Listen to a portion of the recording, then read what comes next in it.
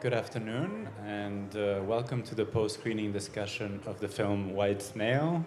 Please give a round of applause to the directors Elsa Kremser and Levin, the actors Maria Imbro and Mikhail Senkov, and the producer David Bohun.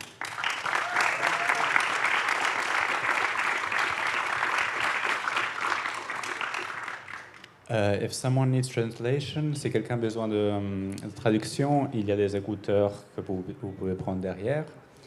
I'll start us off with a few questions, and then I'll open it to the audience. There are mics that can be just raise your hand, and we'll bring a mic to you, and then we can hear your question. Elsa and Levin, just now before the screening, you told us this film was born of two serendipitous encounters. Maybe we can start from there. Tell us about how you met these two wonderful actors and how the film developed from there. Yeah, 10 years ago, I was in Minsk at the film festival with my diploma film I made with Nicole Vögele. And there we were introduced to Mikhail Senkov, as an artist. We got to know people, and they told us, you should meet this guy. And he was welcoming us at the morgue, so opened the doors for us, and what we experienced was what you saw in the film, Masha is going the first time to the morgue, and I saw a dead body the first time in my life. It was very impressive, shocking, it changed me somehow, and then we went to his apartment where I saw his paintings, and it deeply touched me. And he told about one painting where was depicted a young woman after a suicide attempt who survived. And so from there on, somehow our journey started, and we didn't stop to talk about that. I mean, very obvious in the beginning was to do a documentary about Misha as an artist who was also working in the morgue. But then we realized that we don't want to do just a portrait of a moment. We want Misha to, I don't know, to come out, to get in movement, and that his situation needs to be changed. And then we thought this could be working to find someone, Masha, who will appear in the middle of the night and flip his life upside down and vice versa. So this is how the story went. And how did the meeting with Masha happen? Yeah, we were searching for women, young women in Belarus. Belarus was a new country to us still back then, and we were on social media, on Instagram and TikTok. So we were checking who is there, who is somehow talking to us. We met several women, but Masha mainly. When we met her, it was a match. We were even no, it's too fast. It cannot be. We don't do a proper casting in a professional way because it's our first fiction film. But we just met her and were amazed by her presence and amazed by her openness, how she was showing us her vulnerability immediately. So we knew this needs to be. And maybe we can get the perspective of Misha and Masha. What made you decide that you wanted to do this movie with Elsa and Levin?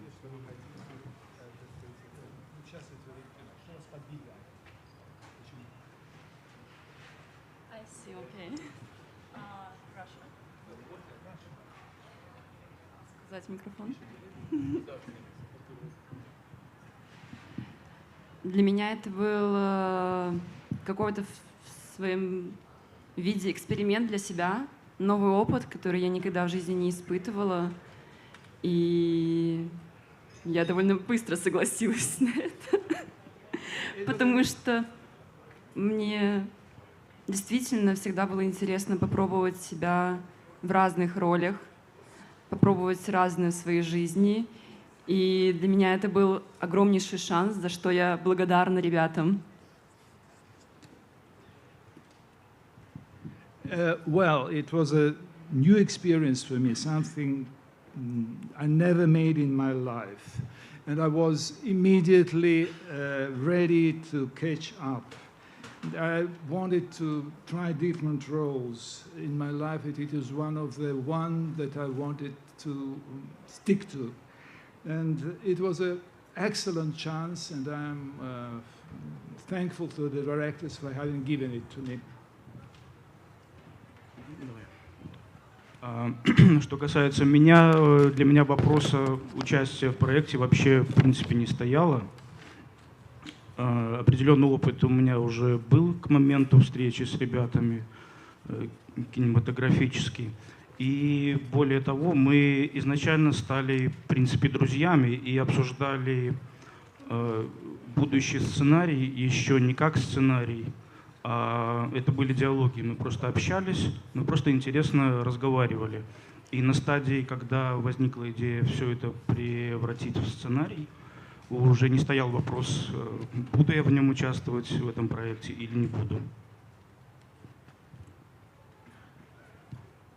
For me, it was the question, it was not a new experience because I had the cinematographic experience before.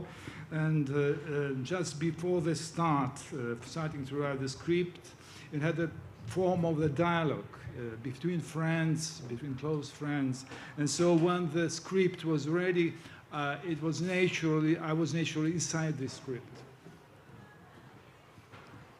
Apropos the script, this morning you shared that at the beginning there was no proper script, that in fact the first day of shooting was the first day that Masha and Misha met, and that you developed the script from their interaction. Can you tell us more about this process? There was a script before shooting, but there were no dialogues, let's say. So we had a very exact script in terms of scenes, in terms of outcome of a scene. We had a clear plan on what we want to shoot and what is the goal of each scene. But there was no word, so we had 2 days with Masha in her, like alone with her shooting, and 2 days with Misha, and then was this first encounter when they actually meet. So what we tried was to create for them frames where then they can find the freedom. So she knew from us what is the goal she should reach, and he knew his goal, but they didn't know each other's goal. And this was like a documentary moment in this fictional setting. Maybe Misha and Masha can share what the experience was like of that first meeting.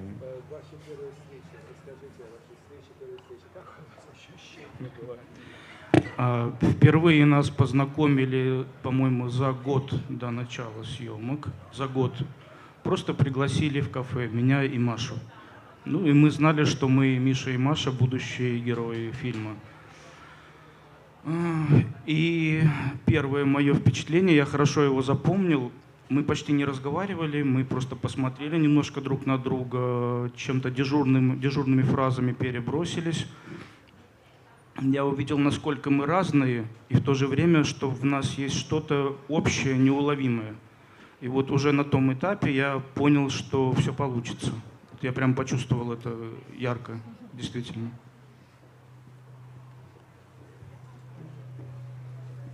Well, we met actually 1 year before the actual shooting, and we knew at that point in time that we were the future Masha and Misha, the main heroes of this film. I remember quite precisely that moment in time. We almost didn't talk. We just looked at each other, and I saw that we were profoundly different, and yet there was something profoundly in common between both of us, and so I understood that it will click right. Я думаю, в принципе, мне даже нечего добавить. Первая встреча была достаточно короткой, и, честно говоря, я мало что помню. Well, I have almost nothing to add. The first encounter was very brief, and just I blinked. I don't remember quite right. And David, maybe you can share from a producer's perspective the challenge and maybe also the fun of bringing together a film from these rather unusual premises that Elsa and Levin described. Well, yes, there were a lot of challenges, of course, also a lot of fun. But the challenges, like every project has its challenges, and I think the challenges of this project had been on another level, on multiple layers. Shooting outside Austria, outside your home country, home territory is always full of challenges. And doing this in a country where there is no like direct plane access, where you have to enter the country through the border via car, where a 3-hour car ride is actually only dividing 2 cities, and it can take up to 18 hours because of border procedure. This is really, from producers' perspective, some high-risk production. But we had plan A, plan B, plan C. You need to be prepared. So also thanks to the extensive research of Elsa and Levin, spending really a lot of time in Belarus, having an amazing service producer there on location, Vladimir Nevedov, he's here as well today. This made the project, despite all the challenges, really also a very fun project. Do we have questions from the audience? Here in the very first row, please raise your hand so the microphone can see you. Добрый день, меня зовут Сильвия Альтермат, мы жили в Минске, и мы очень рады видели вас, и там, мы были там с вами сегодня. My name is Sylvia, my husband and me, we were living in Minsk. We came back in 2021, and we were very happy to see you in this town when we were feeling with you like we were there. I have 2 questions. Два вопроса у меня. Первый вопрос, когда вы говорите, Маша, в фильме с папой, папа отвечает на русском, но он тоже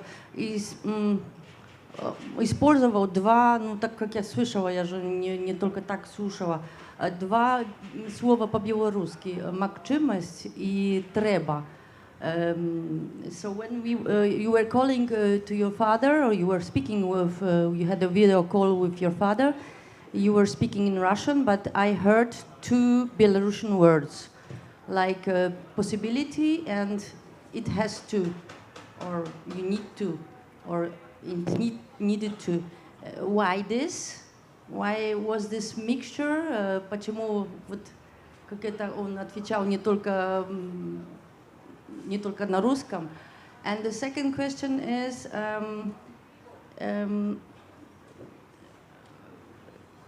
why these dialogues are not pure in Belarusian language? Почему не по-белорусски вы так придумали себе вот этот концепт? Ну, просто мне интересно, да? Спасибо, дякую, thank you. Sorry, the second is, why is it not in Belarusian, but in Russian, the whole spoken language? Thank you so much. Получается, папа всегда говорил в фильме на белорусском. Именно персонаж. Он всегда, там полностью вся его речь была на белорусском языке. Возможно, немножко тросянка, немножко микс, но в основном в фильме белорусская речь от персонажа папы.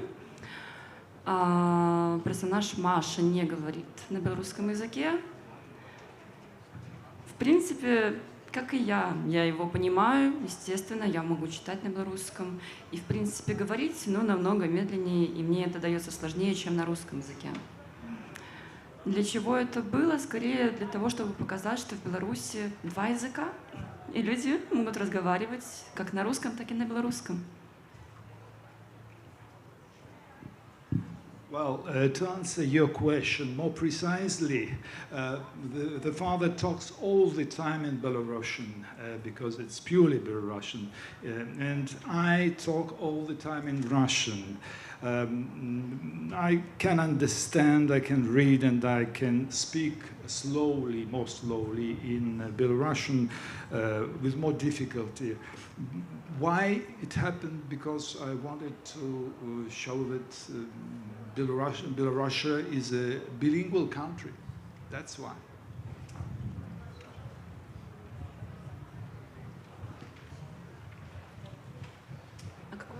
Простите, можете повторить второй вопрос?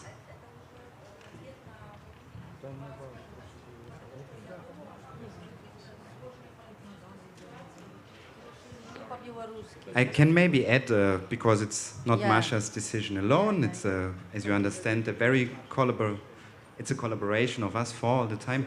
For Elsa and me, it was very important. Because, excuse me, because you are still making us believe that the father left Belarus for, as I understand, for some, not for work, but also because he was in opposition. I can talk imagine. about it. For us, it was important that the father and Masha talk in a more familiar way. Yeah, it's family. So the father is in another country. He wants to reach his daughter. It's a very painful moment. It's full of pain. It's very tragic. And he uses his language, Belarusian language, to reach the daughter. But Masha's perspective is a different one. So that's why, from a director's perspective, we chose to do it in this way also. Do we have further questions from the audience? Here in the middle, raise your hand high. Can we get the microphone here in the middle, please? Qua.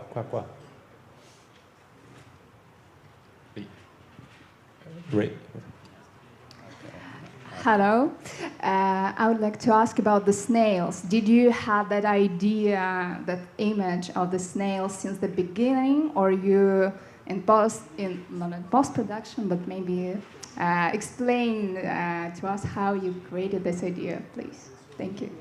Yeah, these snails were also presented to us in a way through Masha, like a lot of things.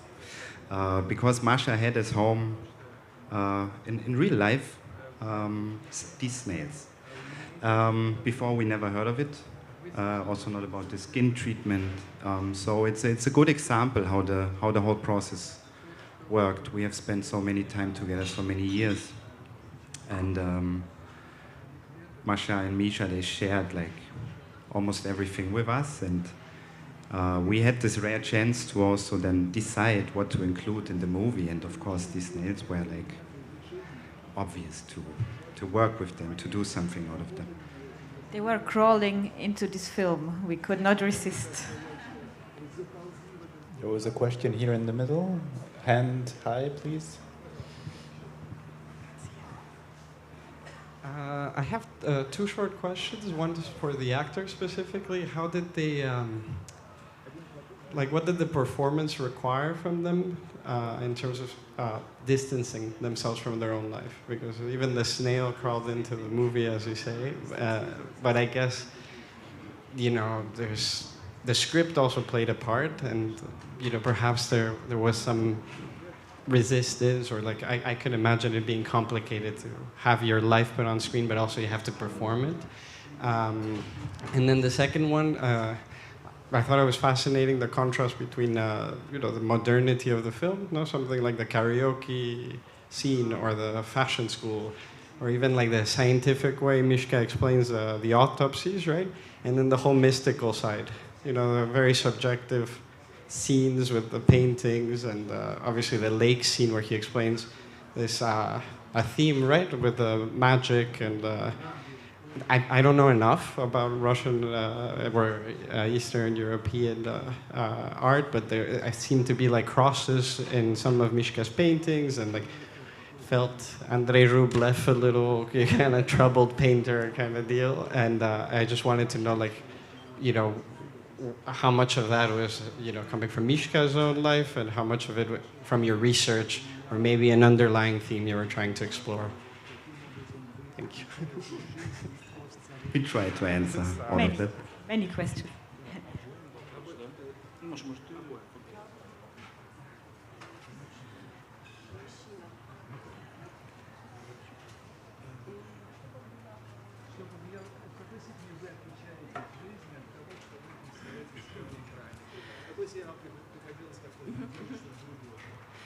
It's a really interesting question because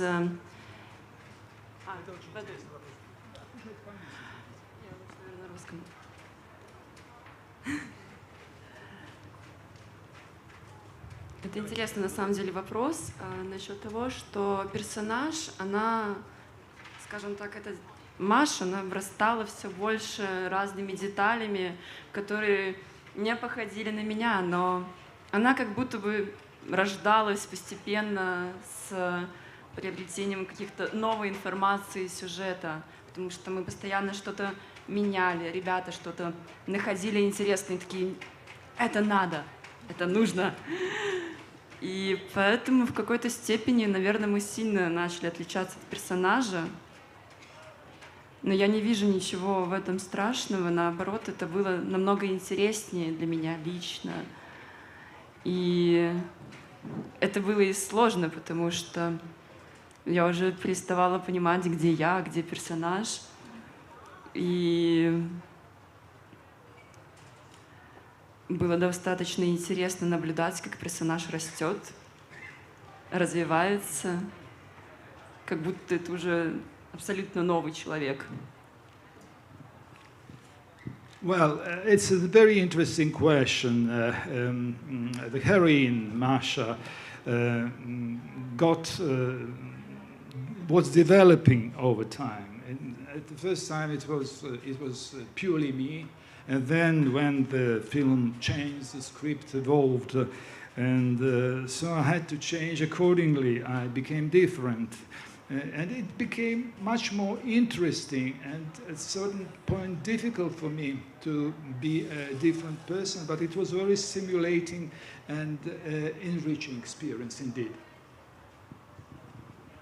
Что касается меня, в моем случае, на самом деле, мне, наверное, было гораздо легче, чем Маше, потому что мне фактически приходилось на камеру заниматься тем, чем я занимаюсь всю свою жизнь. То есть я очень много лет отработал в морге, санитаром-прозектором, специалистом по бальзамации и реставрации тел. И это было много довольно в фильме, много этих эпизодов. И в той среде я чувствовал себя как рыба в воде. Так же, как рыба в воде, я себя ощущал у мольберта. То есть это я профессиональный художник, это мое основное занятие.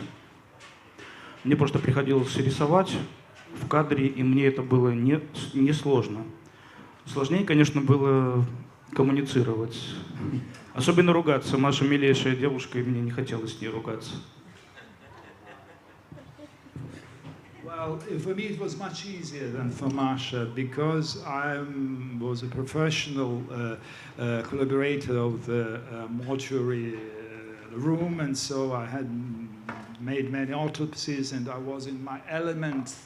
It was my usual job when I was doing this thing. I was in my element indeed.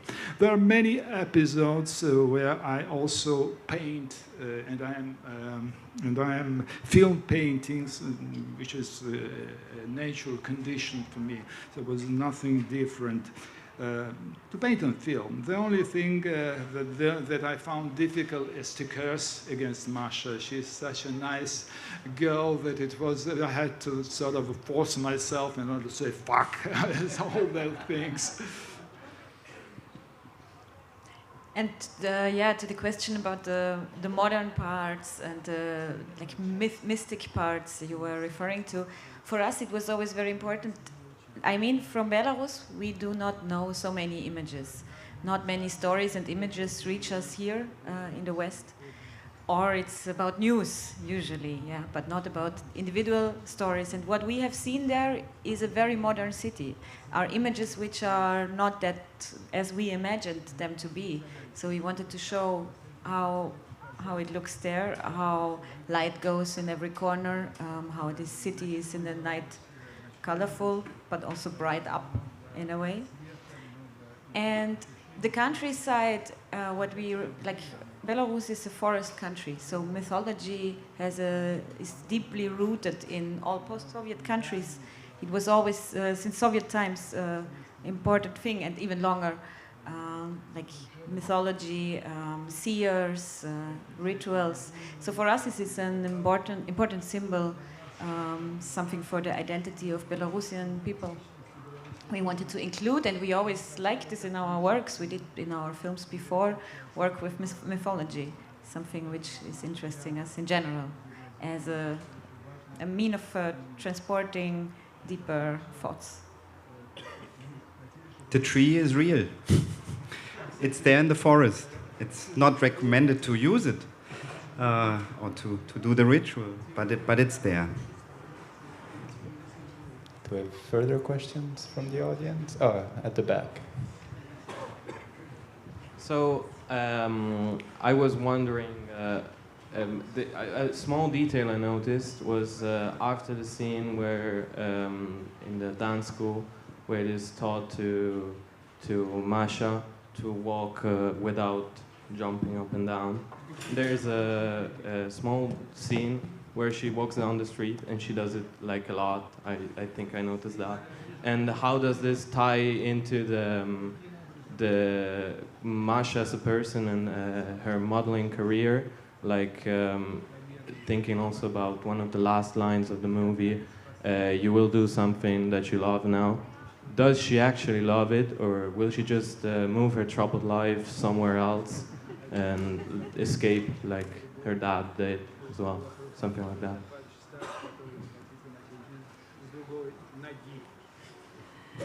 Я занимаюсь моделингом 8 лет. Но дефиле, наверное, это самая моя нелюбимая часть, и довольно редко мне приходится работать именно на шоу, так как рост у меня 1,74 м, что не совсем подходит для этого. И я люблю прыгать, когда я иду. Это моя проблема. Такая я бегунья. Well, I'm in the modeling business for more than 8 years now. Unfortunately, I participate in the fashion shows rarely because I have insufficient height. I'm only 1.74 centimeters high, so it's not enough. And as for the jumping, well, I'm a jumper.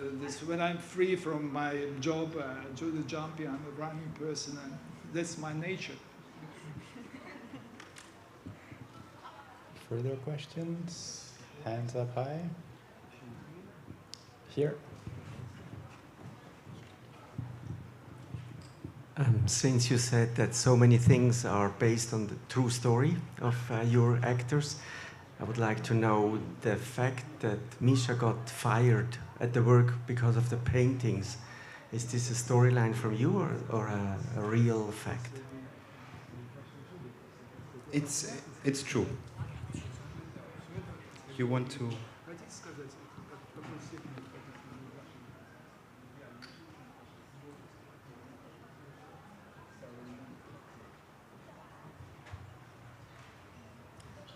Это сложный вопрос, он не касается фильма, а касается конкретно моего искусства, да. Но про это коротко сказать, наверное, не получится.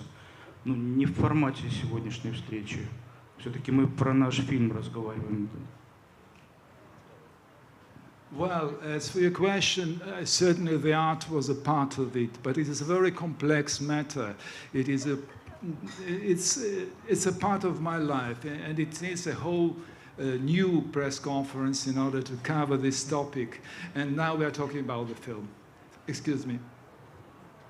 I believe there was a question here in the front. Prima fila.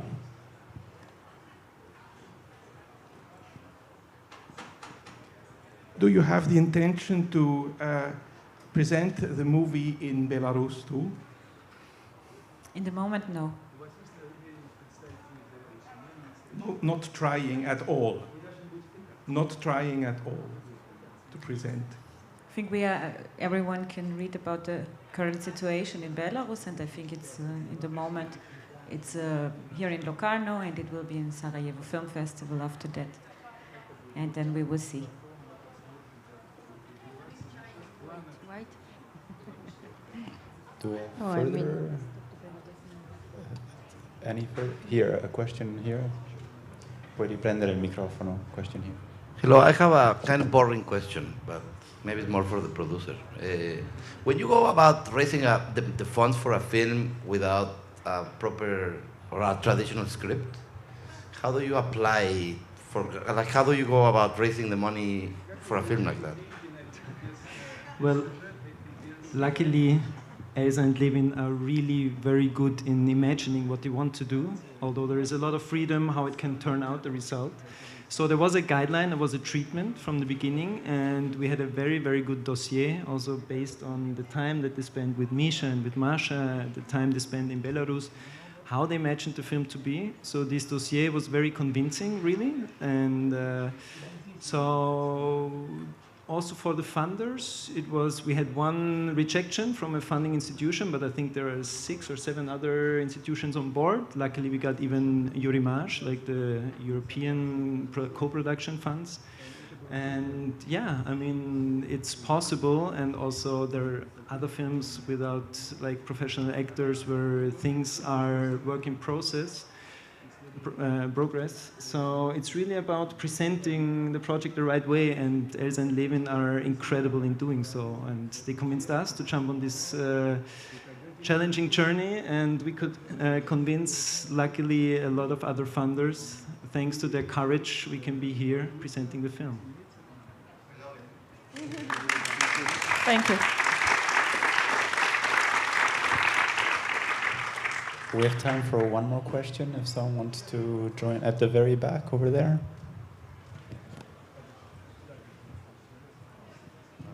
For the scenes with cadavers in the morgue, were those real cadavers? And if so, was there any sort of process, like legally or getting permission from families or the police to use that image? We decided to do a trainee, Elsa and me, and the DOP, Misha Osevich. We decided that we need to work in this morgue, or to participate, in this morgue, to observe the work there, the procedure and everything. And later Misha, who of course worked in other morgues, also started to work in this morgue. And we found an agreement that we can have a rare chance to shoot these scenes in a documentary background. Yeah, so we kind of first we have spent a lot of time there. We even participated in the work. Then Misha, and then of course there were other scenes, all the scenes where you see faces of the bodies. This was done by actors, by people who were transformed in this state. Thank you. So thank you so much for the film and for this discussion, and thank you all for coming. Thank you.